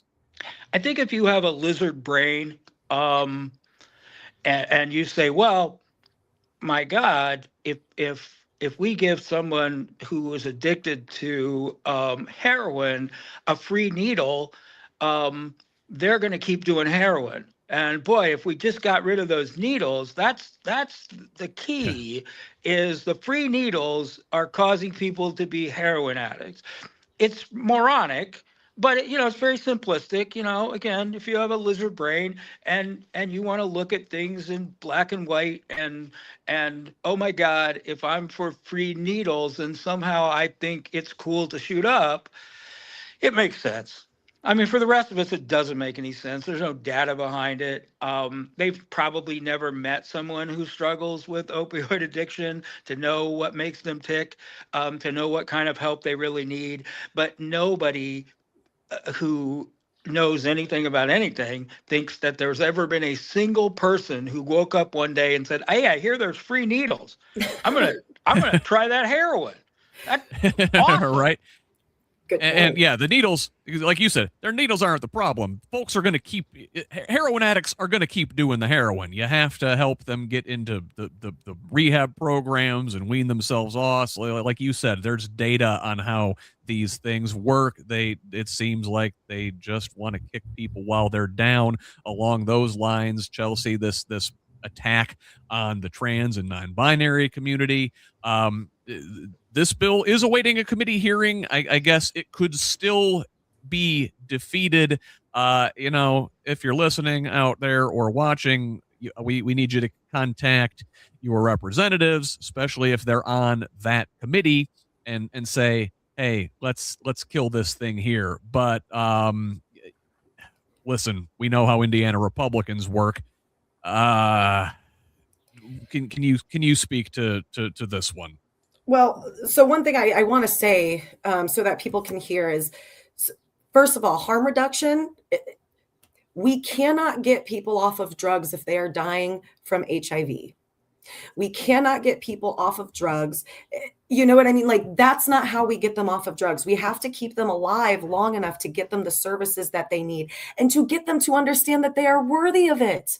Again, a systemic issue. Addiction is a part of that. We are not giving people a chance at life. So they turn to drugs. They turn to things that numb the pain. And we as Hoosiers, we deserve better. And that's what you need to remember every single day that you're in this state and you're dealing with everything that's coming at us. We deserve better. We've seen, look at other places that have put things in place that have made things better. We know it can be done. We have to demand it. And we can't just sit around and no offense. Like watching this podcast, fantastic. You are educating yourself. What are you going to do with that? What is the next step for you? Watch this podcast, learn about what's going on, but then take that information and talk to your neighbor about it. Talk to your children. I'll talk to anybody who will let me talk to them. And sometimes I go into like places like coffee shops and I talk a little bit louder than I really need to, just in hopes that people will hear it and they'll hear something and go, oh my God. So it is up to us. We cannot sit back. And calling our legislators, that's fantastic. Do it. Even if you think it doesn't matter, there is somebody on the other end of that is hearing that. Maybe it's one of their assistants. Maybe it's not even one of them. And maybe your call is the one that makes that assistant go, okay, I'm done with this shit. This is crazy. I know things that other people don't know, and I'm going to put it out there. Like, your voice matters. And every time you use it, there is somebody that is going to hear you, that is going to appreciate it. So that I want to get that out, that this is up to us. We cannot leave it up to the powers that be. And as to the you spoke to harm reduction, right? I mean, letting trans and non-binary folks live their truth is a form of harm reduction and compassion, something that our lieutenant governor lacks. Finally, this week, let's talk about this guy. So this is fun. We're going to have a little bit of fun with this one. Recently, Republican Senator Ron Alting of Lafayette made a subtle dig at Lieutenant Governor Micah Beckwith during a public policy hearing, asking if Beckwith was needed to cast a tie-breaking vote. Alting asks in the video, quote, "Certainly we don't have to get the lieutenant governor. Tell me not for a tiebreaker, do we?" And then when a person off camera answers that he would not be needed, Alting says, "Oh, okay, God bless us, thank you." Now, Friday, Beckwith posted a video to social media, including clips from that hearing, and rattled off a list of grievances with Alting, citing instances where he broke with fellow Republicans on abortion and trans youth care and DEI initiatives. Alting was one of several GOP lawmakers to receive threats of violence late last year when he opposed President Trump's proposal to redraw Indiana's congressional maps. Beckwith supported the plan and has vowed to support challenges to those who did not go along. Now, some more Beckwith tangential related news. The son of Beckwith's best friend, podcast host, and lead pastor at the church where the lieutenant governor preaches, was sentenced to 6 years in prison on Friday after pleading guilty to child exploitation charges. Jonathan Peternell, son of Pastor Nathan Peternell, was arrested last October after uploading child sex abuse material on Snapchat. Investigators found more than 200 such files on the younger Peternell's devices, chat logs referencing a group called Diddy Disciples, and more than 50 images of his parents either nude or engaged in sex acts. Jonathan was apologetic during sentencing, apologized to his parents directly, and said his behavior was inconsistent with his upbringing in said church. Ross, bully this man. I mean,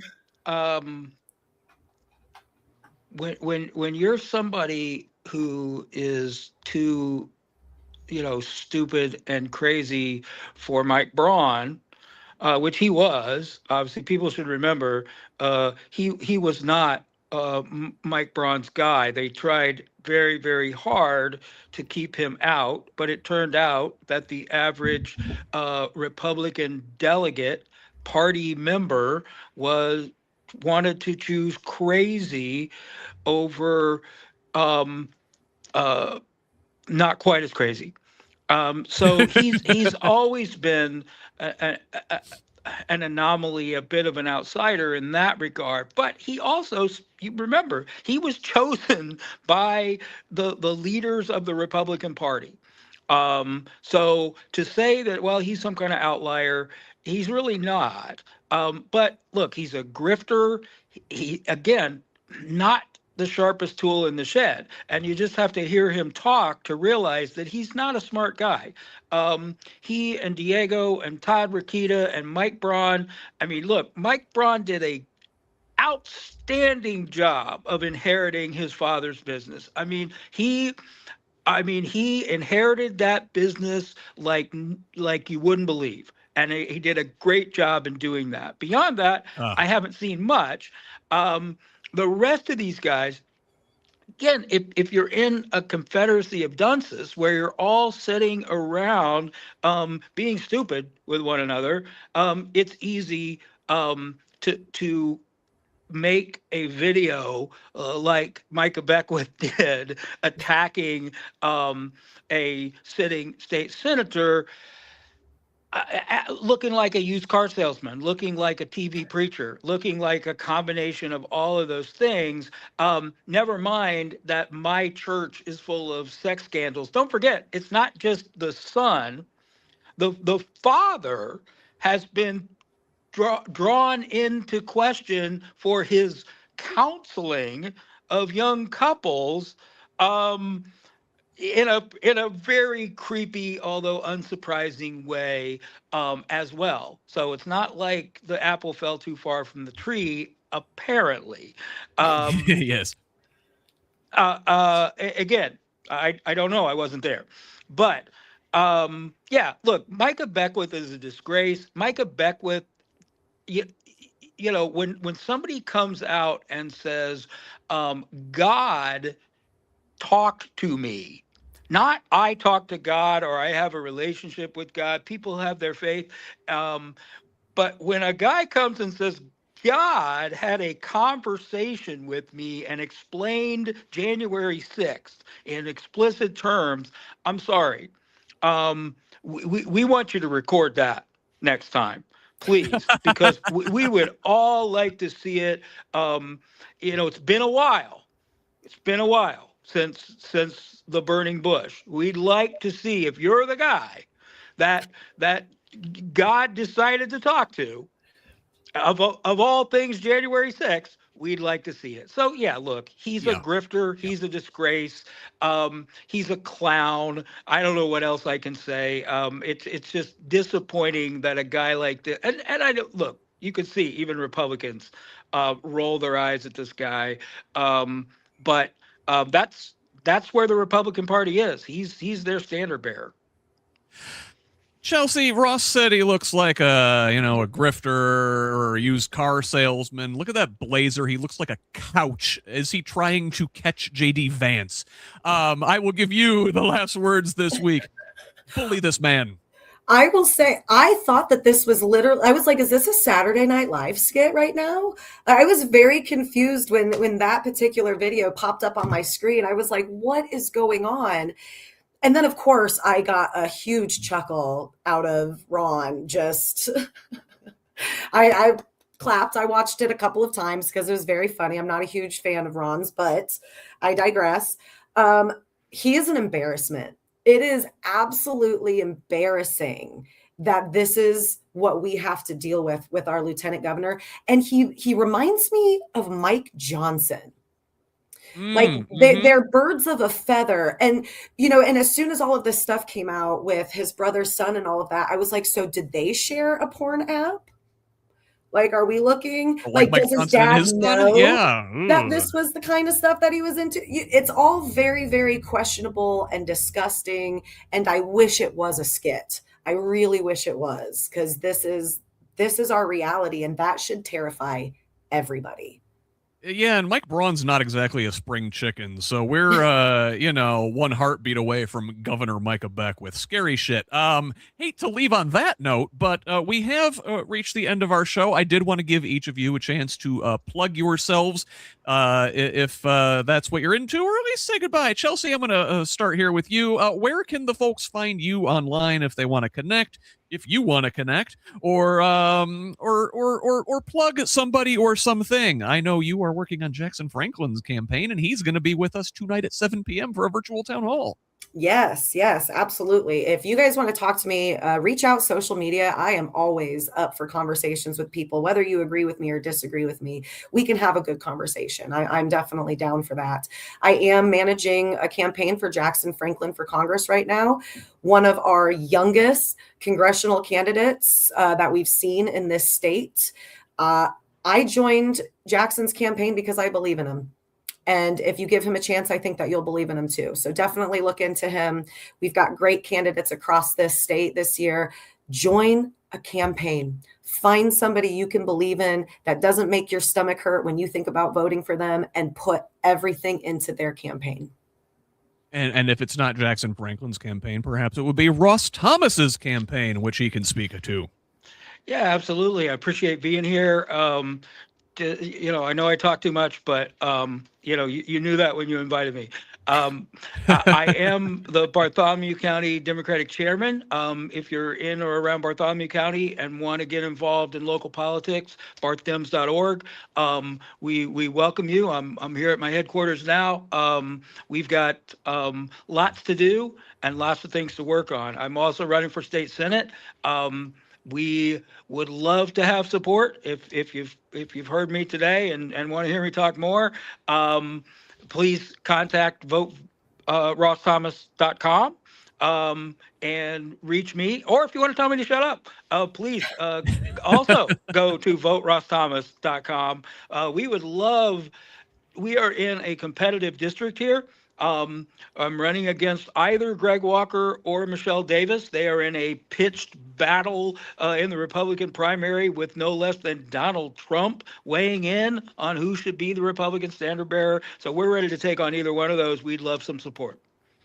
Absolutely. Thank you, Ross. And I also would love some support over here at Who's Left and the Progressive Indiana Network. Like we said, this is an independent media project. It relies solely on the generosity of kind patrons like you to make this information available for free to everybody. Again, we are at progressiveindiana.net and could also really use a follow on social media at Progressive Indiana Network on Facebook, Instagram, and Threads. Please subscribe to our YouTube channel at the same handle. Over on Blue Sky and TikTok, the handle is at PIN Indiana. You can find me at Who's Left on most of your social media sites, and you can DM me wherever you're at with any tips, ideas, feedback, or concerns. Again, back tonight with Jackson Franklin at 7 p.m. Tuesday, live on these same channels with Dana Black. Got another town hall next Sunday night with 9th District Democrat Kyle Rourke.